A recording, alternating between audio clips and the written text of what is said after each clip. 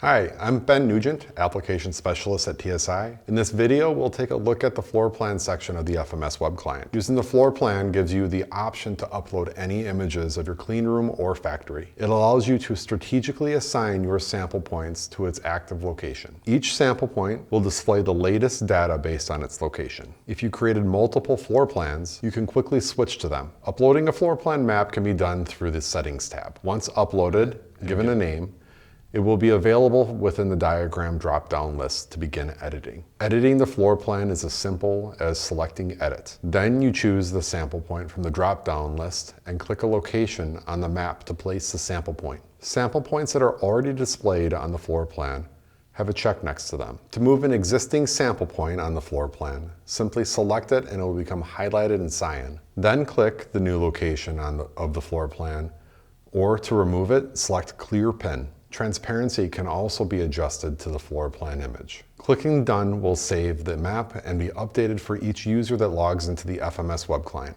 As you can see, floor plans are as easy to manage within the FMS web client and are handled independently from Maps function in FMS. Using Maps within web client allows you to make better, faster, quality decisions from the palm of your hand. Thank you for taking the time to view this video series on the FMS web client. Our other videos are linked in the product description. If you have any questions, please visit tsi.com to get connected to a local representative. In the next video, I will go over the FMS web client alarms in greater detail. Hope to see you there.